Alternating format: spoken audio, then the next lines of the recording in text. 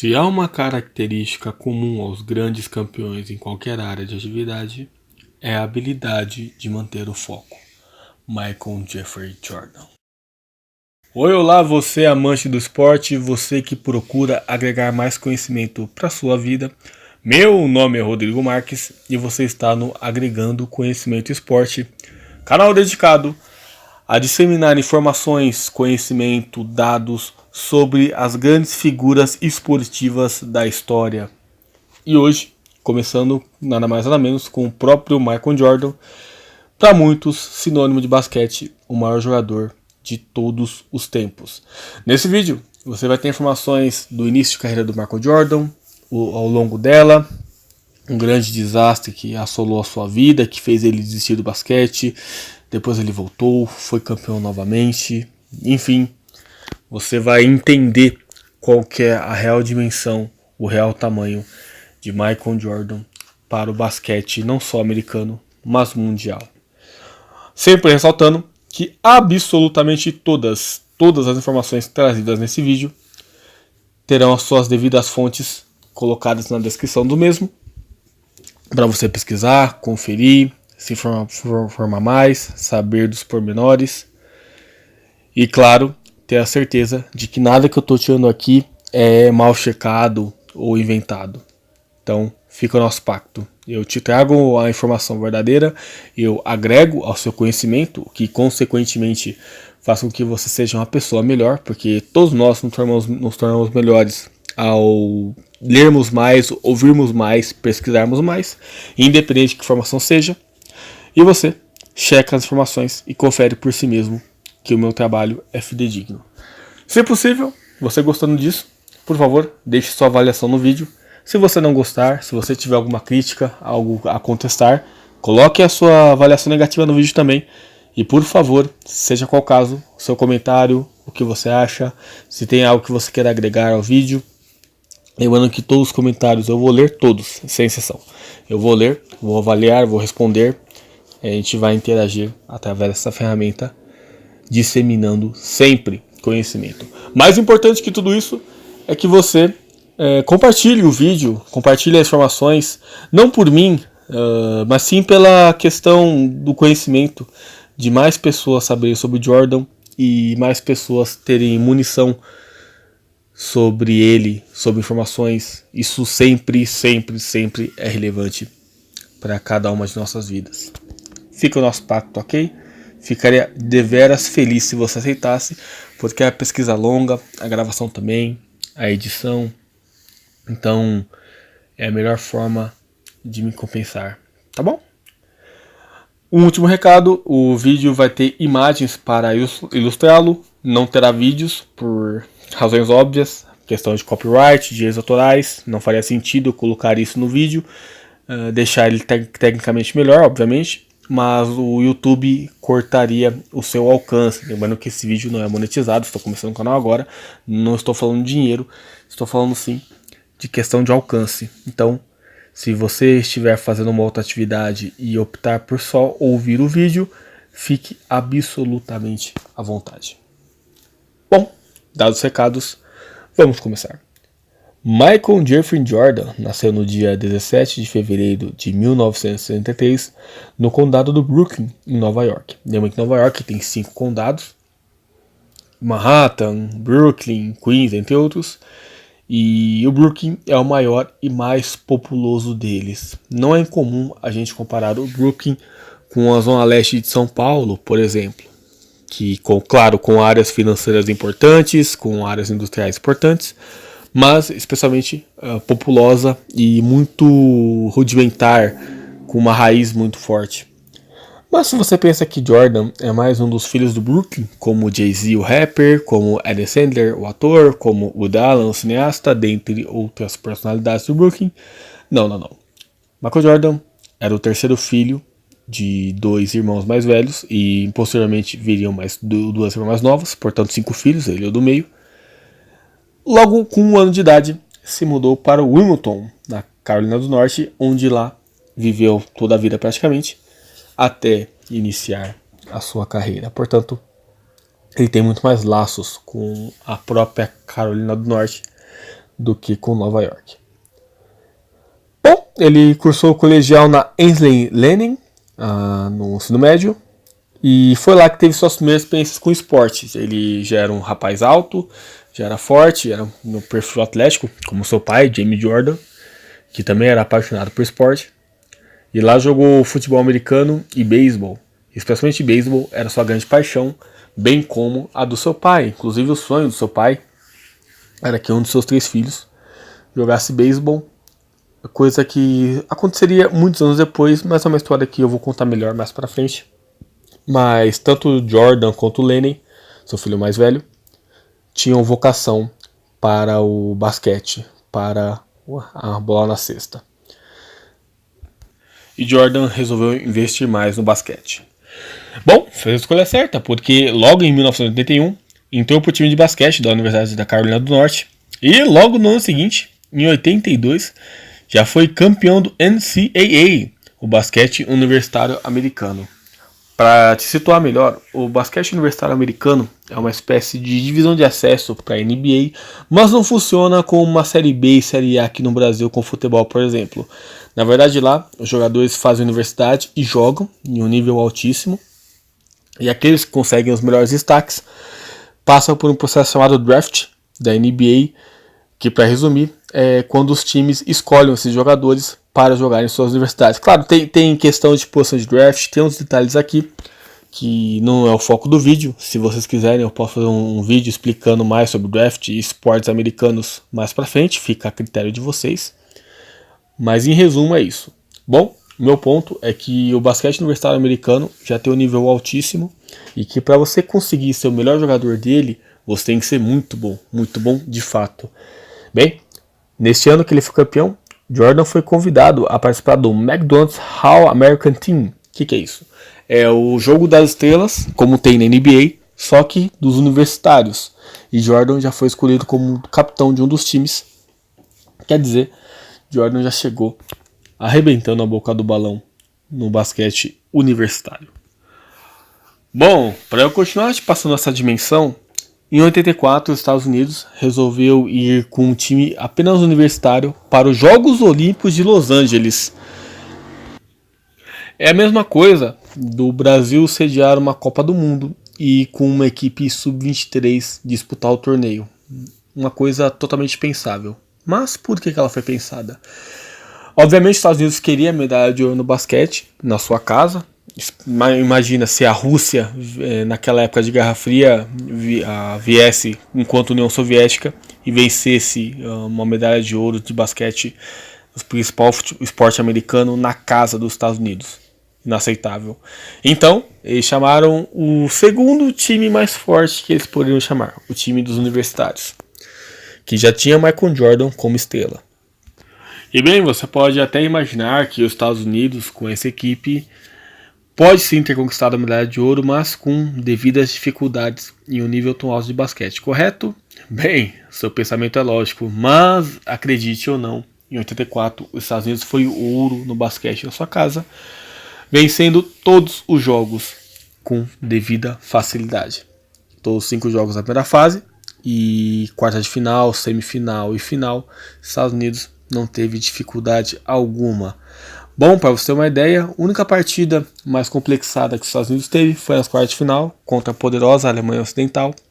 Venceu por uma diferença de 12 pontos, porém, foi só aí que ele teve algum empecilho. Do resto, os Estados Unidos foi ouro, literalmente com o pé nas costas. E obviamente, com esse desempenho todo, não demorou para que o Michael Jordan entrasse no draft naquele mesmo ano, ao final de 84, e foi escolhido pelo Chicago Bulls. Naquele ano, o Michael Jordan foi a terceira escolha. 2 jogadores mais velhos que vinham se destacando mais algum tempo foram escolhidos até por razões táticas por outras equipes. O que não tira o mérito do Chicago Bulls ter feito a melhor escolha da sua história no draft. Lembrando que ele foi escolhido no fim do ano de 84, como já citado, e isso é meio de temporada na NBA. Mas, mesmo sem a pré-temporada adequada, ele já impressionou, sendo eleito o novato do ano, mas o melhor ainda estava por vir.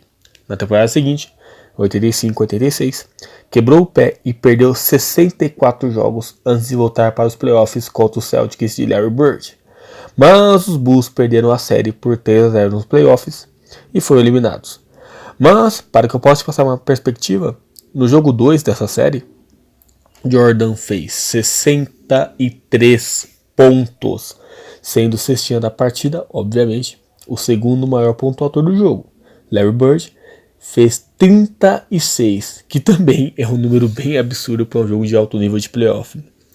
Certamente aí você consegue ter uma magnitude do que era o menino Michael Jordan. Em 86-87, a temporada seguinte, de novo os Chicago Bulls foram eliminados pelos Boston Celtics, com Jordan mantendo números impressionantes, como por exemplo, no jogo 2 dessa mesma série, entre as equipes, fez 42 pontos. É muito importante salientar que essas duas eliminatórias perdidas em anos consecutivos para os Celtics fez o Jordan perceber uma situação que ele mesmo revelaria anos depois. Abre aspas. Quando eu jogava para mim, eu conseguia ser MVP todos os anos. Quando eu jogava para o time, eu era campeão todos os anos. Ou seja, além de extraordinário talento que tinha, Jordan também aprendia e se desenvolvia ainda mais enquanto atleta, enquanto pessoa. O que é uma característica que diferencia grandes jogadores dos lendários jogadores. Seus pulos, suas enterradas pulando da linha do lance livre, renderam não só grandes participações marcantes nos concursos de All-Stars nos anos seguintes, como também deram ele a alcunha de Air Jordan. Mas vemos aqui que não era apenas talento, mas sim muito, muito esforço. Seguindo, na temporada seguinte, 87-88, com um jogo muito mais cooperativo e ainda melhor, Jordan conseguiu levar os Bulls mais longe nos playoffs, onde conseguiram eliminar os Cleveland Cavaliers nas quartas de final da conferência, mas acabaram barrados na semifinal pelo Detroit Pistons, de Isaiah Thomas, que seria campeão da NBA não só em 88, mas também em 88-89 e 89-90. Como prometido, os números de Jordan nos playoffs são menos impressionantes que nos anos anteriores, mas os Bulls chegaram mais longe e foram páreo para um dos maiores times da história da liga, com a série terminando em 4-1. Jogos inesquecíveis e equilibrados. Tanto foi que Jordan, ironicamente, foi eleito MVP daquele ano pela primeira vez em sua carreira, além de melhor defensor da liga na mesma temporada, constatando sua versatilidade em quadra e coroando seu jogo coletivo e tático, além do talento exuberante, e foi jogador com o maior número de desarmes ao longo de toda aquela temporada, mesmo ele sendo eliminado nas semifinais de conferência. É bom salientar isso. Jordan certamente estava muito feliz, mas queria mais, queria o título. No ano seguinte, temporada 88-89, os Bulls de Jordan foram ainda mais longe, finalmente chegando a uma final de conferência. Porém, mais uma vez, barraram o Isaiah Thomas inspirado e perderam a série agora por 4-2 para os membros do Detroit Pistons, que, como já citado, seriam campeões da liga. Foi a maior temporada do Chicago e talvez a mais fraca de Jordan desde que ele estreou na liga, porém ainda assim ele só perdeu o prêmio de MVP para outro lendário, o Magic Johnson. Ou seja, a pior temporada individual de Jordan na NBA até então foi a segunda melhor individualmente de toda a liga daquele ano, mostrando que de fato o seu jogo evoluía ainda mais. No ano seguinte, temporada 89-90, Jordan manteve seu alto rendimento, fazendo uma temporada ainda melhor que a anterior, mas os Bulls encontraram Detroit novamente pelo caminho e perderam a semifinal da conferência por 4-3 dessa vez. Uma curiosidade, neste ano Jordan perdeu seu material esportivo antes de um jogo contra o Orlando Magic pela temporada regular e teve que jogar com a camisa 12. Apesar da derrota de 135-129, Jordan fez a bagatela de 49 pontos. Aproveito também para explicar que Jordan admirava muito seu irmão Larry, que jogou com ele na Universidade de Laney, como já explicado, do qual Jordan sempre disse que era um jogador mais talentoso que ele mesmo, e que quando Jordan chegou na universidade, queria usar a 45, número que o seu irmão já utilizava. Porém, como essa ocupada pelo próprio, já era ocupada pelo irmão, ele escolheu a 23, que é o número a metade de 45 arredondada, segundo o próprio Jordan. Para você ter uma convicção, né? Que o maior ídolo do Jordan no basquete era o seu próprio irmão, que por eventualidades não conseguiu se profissionalizar. Mas ele viria a usar a camisa 45 futuramente, e a gente vai falar disso em seu devido tempo. Também nessa temporada, Jordan de novo teve um desempenho defensivo impressionante, sendo o jogador com o maior número de desarmes durante toda a temporada. Simplesmente impressionante. Lembrando que ele era ala armador, hein? Enfim, depois de tantas frustrações em termos de título, finalmente chegou a vez da glória máxima para um jogador profissional de basquete tocar a Jordan, o título da NBA, e veio cheio, logo com um tricampeonato, entre 98, 91 e 92, 93, sob o comando de Phil Jackson, jogando como armador, uma posição no basquete onde o jogador inegavelmente precisa ser muito talentoso para se desvencilhar da marcação, recompor a defesa e sustentar o armador de sua equipe quando este se encontra em dificuldades. E muitas das vezes o jogador dessa posição é o cestinha da equipe. Jordan foi eleito MVP em 91 e 92 e melhor jogador das finais em todas as 3 temporadas. Como eu explanei melhor a respeito dos números de Jordan mais tarde nesse vídeo, me focarei a dizer que nessa temporada Jordan foi fundamental em todos os aspectos para os Bulls, seja ofensivo, defensivo, moral, técnico. Jordan já era um jogador completo. Também foi nas Olimpíadas de 92, com o Dream Team americano nas Olimpíadas de Barcelona, provavelmente o maior time da história do basquete, que contava com Larry Bird, Magic Johnson, dentre outras estrelas, que ele venceu sua segunda medalha de ouro, com a equipe fazendo uma campanha ainda mais tranquila que a de 86, acredite, vencendo mais uma vez todos os jogos, agora com larga vantagem. Vale lembrar também que os Estados Unidos decidiram mandar uma equipe poderosa para as Olimpíadas daquele ano, em vez dos universitários, como fizeram antigamente, devido às derrotas nas Olimpíadas de 88, em Moscou, para a União Soviética, e para o Brasil, nos Jogos Pan-Americanos de 91. Que bom que aconteceu, porque para qualquer amante de basquete, até hoje é muito gostoso ver aquele time jogar, rever os vídeos, enfim, estudar, certamente ajudou muito o esporte em si a crescer. Bom, mas enquanto estava de férias no seu terceiro título, especificamente no dia 23 de julho de 1993, uma tragédia assolou a vida de Michael Jordan. Voltando de funeral à noite, James Jordan, pai de Michael, parou no acostamento da estrada.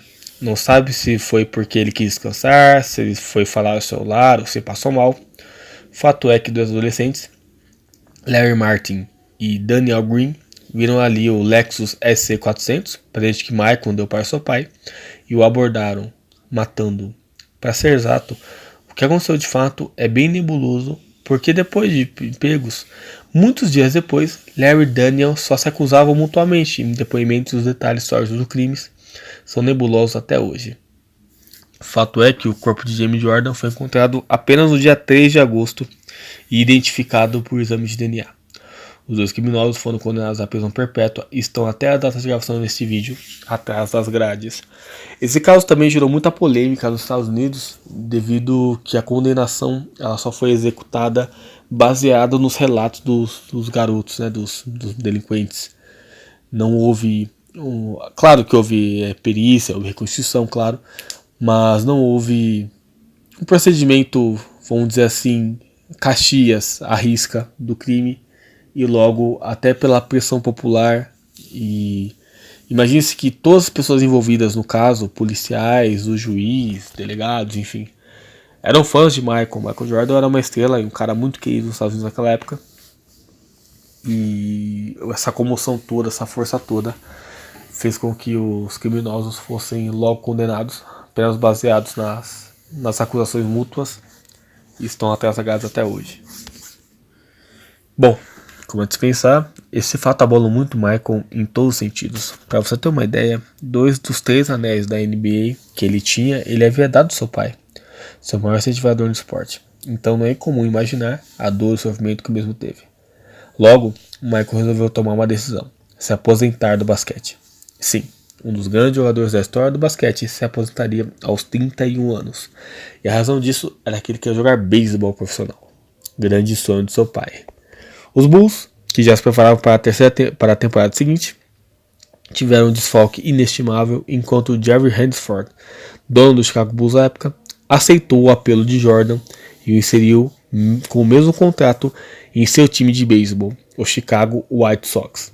O Jerry, ele era dono tanto do Bulls quanto dos White Sox, que era o time de beisebol da cidade de Chicago, e sensibilizado com a situação, que obviamente não queria bater de frente com um grande astro que era Michael Jordan, aceitou a proposta. Já que Jordan ia jogar beisebol, por que não que jogasse para ele também, né? E assim foi, começou a carreira de Michael Jordan no beisebol. No colégio, como já citado, Jordan jogava beisebol e lá ele era arremessador. Porém, quando foi para o White Sox, foi como rebatedor. É importante dizer que ele não jogou propriamente a MLB, principal liga de beisebol, mas sim uma espécie de terceira divisão, a Liga AA, ou Liga AA, melhor dizendo, onde defendia um time de aspirantes do poderoso White Sox. Então, é como se o White Sox tivesse um time C nessa liga, certo? E aí, à medida que os jogadores vão conseguindo números, se destacando nesse time C, eles sobem para o time B e eventualmente começam a servir o time A, que aí sim, o poderoso Chicago White Sox. Mais uma vez, se vocês quiserem, um dia eu posso fazer um vídeo falando sobre as peculiaridades dos esportes americanos e por que ele é tão diferente assim das demais ligas mundiais, tá bom? É importante salientar também que nessa liga AA não é como se fosse fácil jogar, ok? É a mesma coisa de você pegar um jogador amador de futebol sem base nenhuma, o cara que só joga fim de semana, que joga na várzea e tal. Evidentemente que ele não é uma perna de pau. Mas é a mesma coisa você pegar um cara desse e jogar numa Série C. No dia pra noite o cara vai jogar futebol profissional na Série C do Brasil, entendeu? É complicado. Então, muitas pessoas apoiaram o Michael na época, se sensibilizaram com a situação. Mas tinha muita gente que falava que não tinha nada a ver, que ele só estava debochando do esporte, estava tomando a vaga de um potencial profissional que poderia surgir ali no Chicago. Mas o Michael não arredou o pé, não voltou atrás e foi jogar beisebol. E para você ter uma ideia, o time que defendia tinha um estádio para 11 mil pessoas e estava sempre lotado, o público, nas temporadas que o Michael jogou ali. Querendo ver o Michael jogar beisebol, né? Era uma curiosidade enorme, sem dúvida. Mesmo quando o time jogava fora de casa, os outros jogos também eram sempre cheios, quer dizer, o que ironicamente causava mais dificuldade técnica para a sua equipe durante a temporada. E o técnico do Jordan na época garante que ele era muito dedicado, ele treinava em 2 períodos, normalmente no beisebol você treina em 1. Estava sempre estudando os adversários, sempre estudando as novas jogadas. E que ele se meteu de cabeça no esporte, inclusive ele viajava de ônibus com o time, e normalmente um time da Liga A viaja por horas, não tem moleza, né? É vida de aspirante, que é um fato totalmente dissonante da realidade que o Jordan vivia no basquete. Ok, é bom lembrar também que o Jordan comprou um ônibus novinho pro time, o mais moderno possível à época, mas não muda o fato de que estava lá com os caras, né? Enquanto rebatedor, ele teve 20% de aproveitamento entre 94 e março de 95, que foi o período que ele teve nativa na liga, mas com uma curva ascendente muito forte no desempenho. Lembrando que o desempenho médio de um jogador aspirante a MLB gira em torno de 30%. Antes dele voltar para o basquete, sim, ele volta para o basquete, o Jordan disputou uma liga no Arizona, que é uma espécie de liga rápida para promessas do beisebol jogarem entre si, serem observados para serem testados em um nível um pouco mais alto. Então é a mesma coisa de você pegar, por exemplo, os melhores jogadores da Série B e pegar 6 jogadores, distribuir ele entre 5 times, então teria que ser 61 jogadores, né? E colocar eles para jogar, para serem observados, transmitir, etc. Enfim, em resumo é isso. E Jordan foi jogar essa liga, obviamente que ele não foi como grande promessa, mas foi pela estrela que é. E lá na Arizona ele teve 26% de aproveitamento rebatendo a bola, então é quase a média aceitável de 30%. Para você ter uma ideia como a curva dele estava ascendente e que tem gente que aposta, tudo que eu estou falando aqui, repito, vou colocar o link na descrição, ok? Não estou inventando nada. E tem muita gente na época que aposta que o Jordan sim poderia ter tido uma carreira mais sólida no beisebol, se ele assim o quisesse. Bem, como se esperar, a temporada do Bulls, a primeira sem Michael Jordan, que praticamente do nada saiu da equipe, sem a devida preparação, foi muito mediana. Nem de longe o time repetiu o sucesso que havia conseguido nos playoffs nas temporadas passadas, tampouco o título. E mais uma vez naquela temporada o time ia indo mal. O Chicago Bulls estava muito longe da classificação para os playoffs, que para uma equipe que até outro dia foi tricampeã era um abismo muito grande. Porém, Jordan, um pouco de saco cheio de beisebol, um pouco por pressão popular do dono do Chicago, topou voltar para o Chicago Bulls, voltar para o basquete, sem pré-temporada, sem nada, na base do talento, da loucura, entre aspas mesmo, para disputar os 17 jogos finais da temporada 94-95, para tentar, pelo menos, classificar os Bulls para os playoffs daquele ano. E, dito e feito, ele retorna no jogo contra o Philadelphia, já retorna com vitória e conseguiu fazer com que o Chicago Bulls tivesse uma arrancada naquela temporada e conseguiram se classificar para os playoffs. Mais que isso, passaram pelos Rockets nas quartas de final de conferência e só pararam na semifinal para o futuro campeão da conferência, o Orlando Magic. E com o Jordan tem um desempenho excelente para quem estava parado há tanto tempo, para quem não teve pré-temporada. Ali foi atestada, sem dúvida alguma, a genialidade do Jordan. Além do esforço, além da repetição, além de tentar sempre, Jordan tinha talento de sobra, tinha moral de sobra, e isso compunha quem ele era. Outra curiosidade é que esses jogos finais de playoff, de temporada regular que ele disputou, os 17 jogos da temporada 94-95, ele disputou com a camisa 45, a do seu irmão, porque a camisa 23 do Chicago estava aposentada, justamente por ele, Jordan, e ele não quis quebrar o rito. Porém, até por questões de marketing, ele foi convidado, vamos dizer assim, a voltar a usar 23 no ano. Logo nos playoffs daquele mesmo ano, ele já voltou a usar a lendária camisa 23. Bom, como é de se esperar, agora ciente no seu lugar no basquete e com o trauma da morte do pai já distante, Jordan se preparou muito para a temporada seguinte, que foi a 94. Aliás, perdão, que foi a 95-96, fixado em conquistar o título, voltar à rotina de vitória junto com seu time. O Bulls também foram reforçados pelos Denny Rodman, outro grande jogador da NBA, e fecharam a temporada regular com 72 vitórias. Ou seja, um Jordan preparado, em forma, focado, como quase sempre ele estava, era imparável. Havia até uma piada na época que é fácil parar o Jordan. Coloca os 5 jogadores de quadra em cima dele. Agora, o que os outros 4 do time dele vão fazer, bom, aí já não é culpa sua. E não foram campeão apenas em 95, 96, não. Eles foram campeões também em 96, 97 e em 97, 98. Com o Jordan e os Bulls sendo ex-campeão da NBA. Há quem defenda que certamente os Bulls seriam octacampeão se o Jordan tivesse jogado a temporada 93, 94 e 94, 95 completa. Há quem acha que isso é exagero. Bom, não há como saber, né? O se não traz realidade. Porém, que os Bulls iriam mais longe, bom, é evidente. Porque o Jordan era, por incrível que pareça, acima de tudo, um atleta exemplar. Um cara esforçado. Ele sempre bateu na tecla da repetição, de tentar de novo.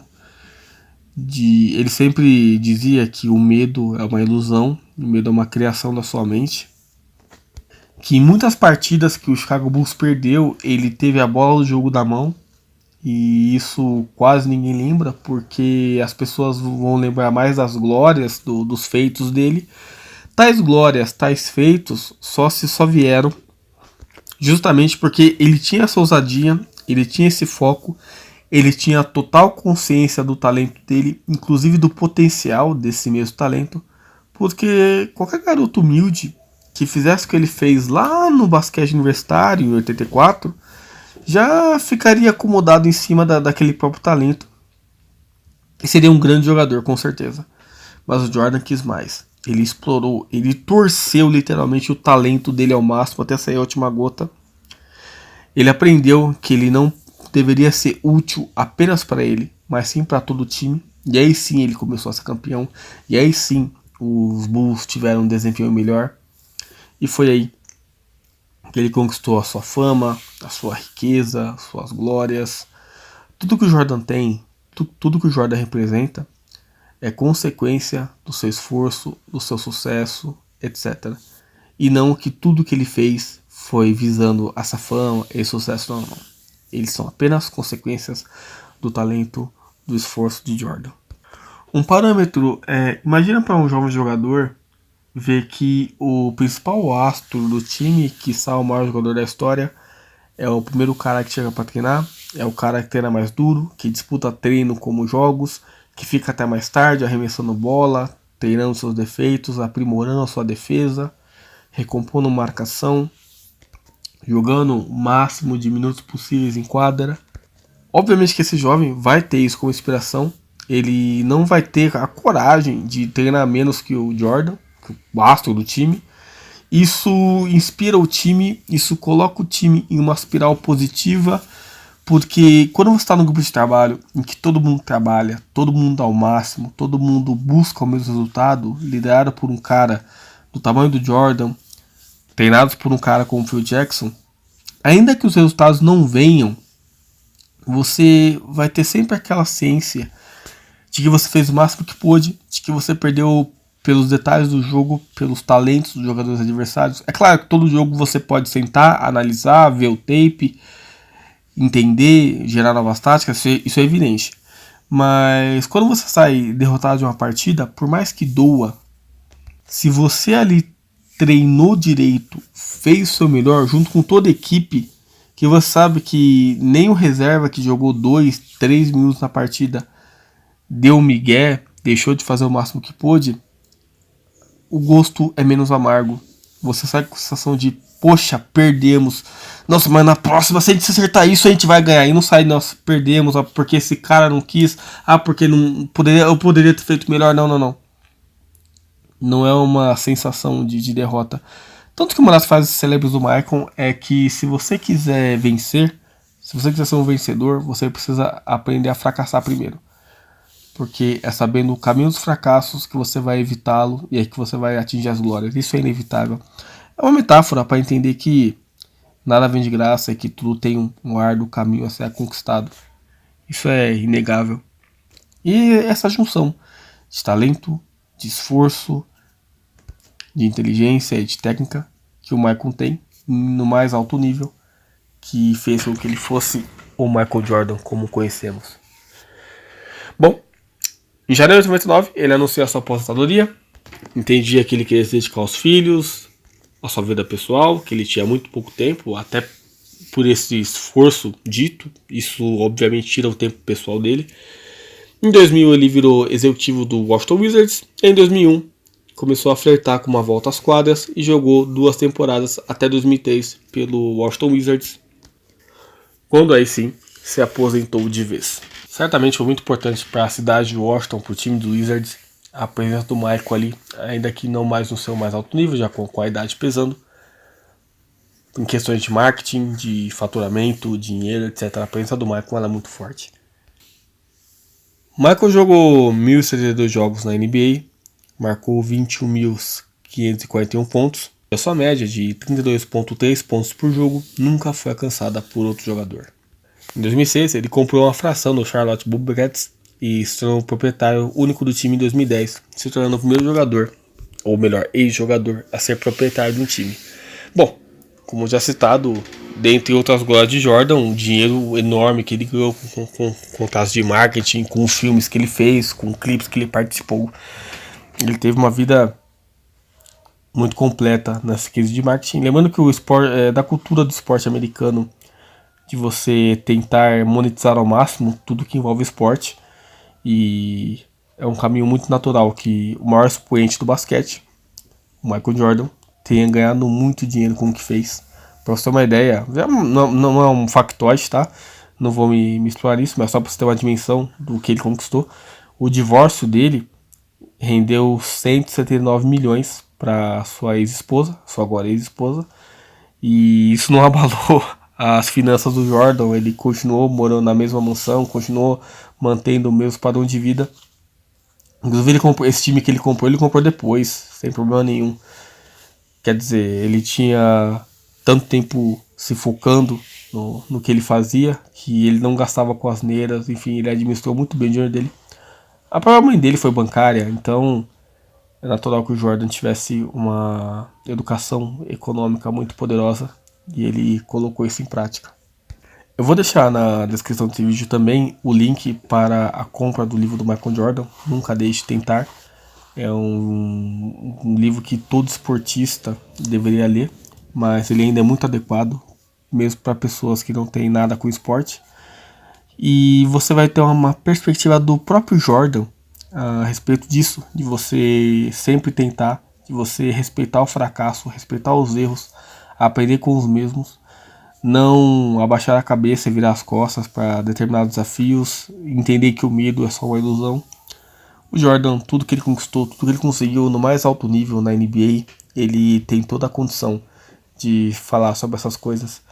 É muito fácil a gente achar em vídeos, em livros, frases motivacionais que parecem até um tanto quanto vazias, mas quando você ouve tais palavras tão específicas de um cara que conquistou tanta coisa que é o Jordan, você fica tocado, você fica inspirado, isso é consequência. Então eu recomendo muito mesmo.